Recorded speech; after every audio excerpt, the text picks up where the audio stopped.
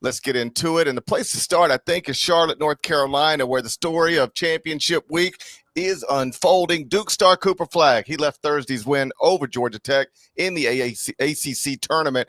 Got a left ankle sprain. X-rays were negative. That's the good, but a sprained ankle can be rough for a basketball player, so this is not ideal. Norlander, what's the latest on Cooper Flagg's sprained left ankle? And there's no way you expect him to play tonight when the Blue Devils meet North Carolina in the ACC tournament semifinals, is there? No shot. And not only do I not expect it, I think it would be completely needless and honestly terrible judgment to do so. Now, we don't know, as we pod here Friday morning, good morning, you're in New York City, I'm in New York City. This Friday show every year is always, it's always something, man, because we're about to have an insane slate of games today. There's no point in putting Cooper Flagg on the floor. Shire called it a long shot. What we don't know at this hour is the severity of the injury. Obviously, a high ankle versus low ankle sprain can be a very major difference in discrepancy. High ankle being the one that can keep you out longer overall, but no point here. I think Duke, by nature of beating Georgia Tech, just erased all doubt. It's now it's a 1-seed lock, and many people thought it was probably a 1-seed lock regardless. I think it is now. There's no question.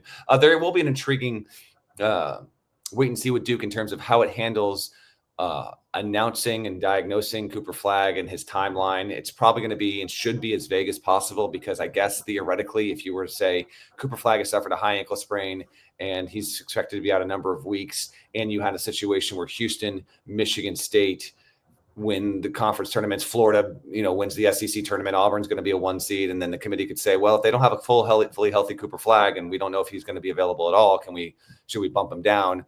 I don't think we're getting to that reality. And if I was Duke, I would understandably try and keep that away as far as possible. But yeah, I'll tell you what, the images of Cooper Flagg in the wheelchair early on Thursday, the photos, the videos, all of it, it was certainly surreal. And then by the way, Malik Brown got hurt again. Yep. But yeah, kind of a wild start to what was a pretty awesome Thursday overall in college hoops. I don't believe they'll say much more than they've already said about Cooper Flagg's left ankle sprain. They've already said X-rays are negative.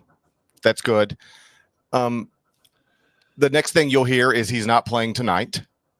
And the next thing you'll hear will be he's day-to-day, and we're monitoring it. He's getting treatment every day, and we're monitoring it. And he's treatment every day. And they'll never say he's not playing in the ACC tournament because he can't. They'll say we're just weighing all the pros and cons of everything, and we just think this is the smartest way to do it. For the same reasons the Kansas City Chiefs might sit Patrick Mahomes in the last game of the regular season, not for the same reasons, but you get the point. We're going to set down Cooper Flagg until the NCAA tournament, and they'll keep it there. The interesting thing will be to see how they handle the NCAA tournament. Obviously, if he heals remarkably well and he's 100%, then this is not even a conversation. But on the, let's just say, more realistic chance that he's not 100% by the day Duke opens the 2025 NCAA tournament, I think you can reasonably make an argument there that you just tell the rest of your team, if you guys can't get past the 16 seed without Cooper Flagg, then shame on you. But that's what we're going to try to do. Keep in mind, Duke probably starts in Raleigh. Raleigh is a Friday, Sunday location. That gives them an extra day theoretically. That's a good note. You could have between the day, let's just say if Cooper Flagg doesn't play again until the NCAA tournament, between the day he sprained his ankle and the day he would have to play again, you could have 9 full days. And if you push it to the round of 32, because you trust Con Knippel can get you past the 16 seed, right? Then you get 9 full days in between injured ankle and it's time to play. And I don't like I said last night on Inside College Basketball, I work for an NBA franchise.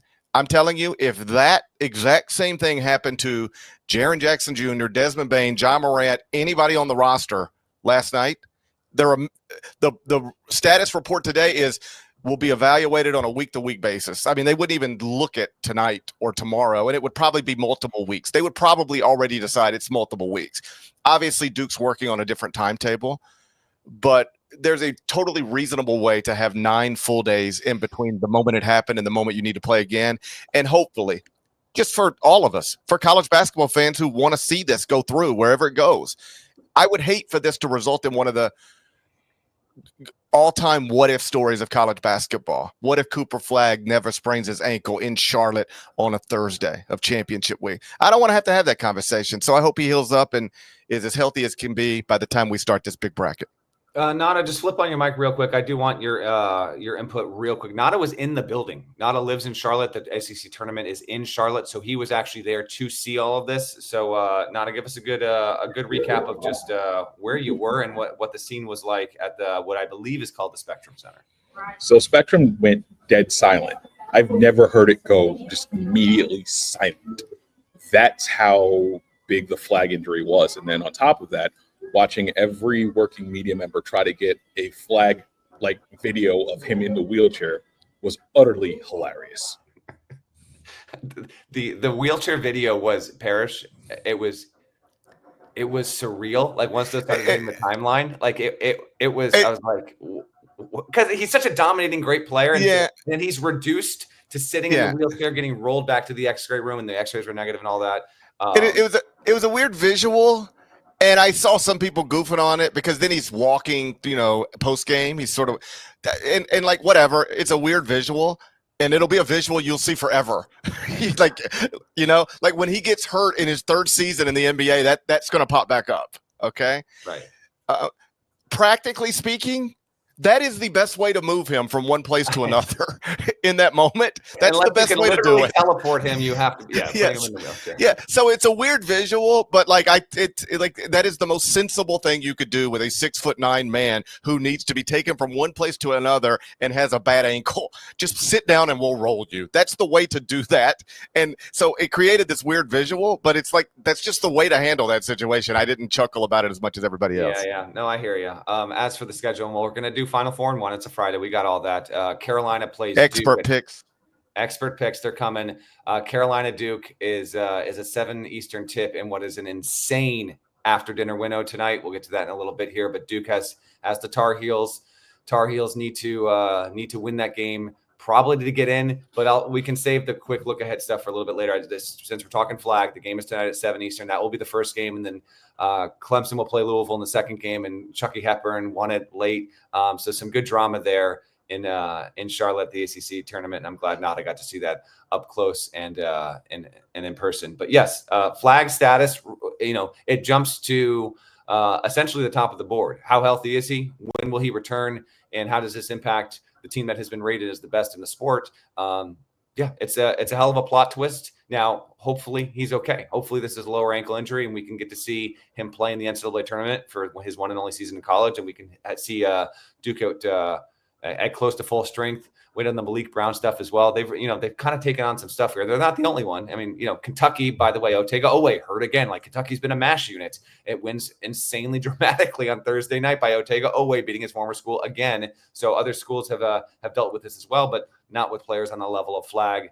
The fact that I think he mouthed like, I think he said, I'll be okay. We'll see tomorrow or something like that. There was so much going on. I was at the Garden trying to keep track of all of it, just to put a button on it. This dude should not be allowed to step on a basketball court and compete until the NCAA tournament at minimum. I don't care if he wakes up today and feels like he can bound between buildings. You don't chance that. Wait for the biggest one. The one seat's all taken care of. And John Shire more or less said that yesterday post-game. He was like, I'm going to walk back there in a minute, and it would take everybody in the room convincing me he needs to play for me to decide he's going to play. Like, you're going to have a hard time convincing me he needs to play again in Charlotte, is what John seemed to be implying, which makes the most sense to me. I don't like to say things don't matter, because like anytime you're playing for something, I'd like to think that it matters, right? I watch Canadian and American hockey players play for a trophy they invented few months ago, and it mattered to them. I like it when things matter. So I don't like it when people say things like the ACC tournament doesn't matter or the SEC tournament doesn't matter. But for what Duke is chasing, it matters significantly less, and it's not worth putting him on the court to, even if he could play, which he probably couldn't. Let's just say that. He probably couldn't even play today if he wanted to. This is probably not even a conversation. But even if he wanted to, I just say, calm down, watch your teammates. They're going to try to cut nets without you. Either way, we'll have a 1 next to our name on Sunday, and then let's figure out what to do next. I suspect that's the way it goes. As for North Carolina, for whatever it's worth, Jerry Palm still has them outside of the field. First 4 out. That suggests they need to beat Duke today to get on the right side of the bubble. And I think this is important to point out. I promise I'll try not to point it out every time, but I do think it's just for the record. When we say things like North Carolina must win today, you'll hear people say that on TV today. I might say it on TV today.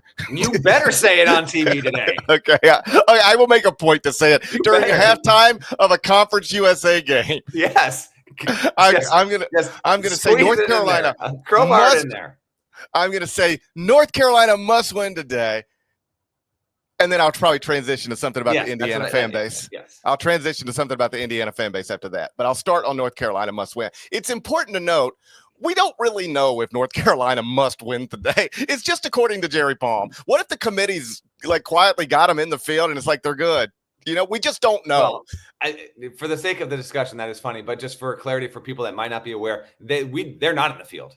The committee you know what I mean, moving down the list, and they have not gotten to the point of the cut line. So that's going to continue to happen. But not even the committee knows. Again, I know it's my own personal rule. They have one quad one win. I don't want to see Carolina. I don't want to see any power conference team, no matter how down or how great your league is. You have one quad one win from a high major on Selection Sunday. Get out of my tournament.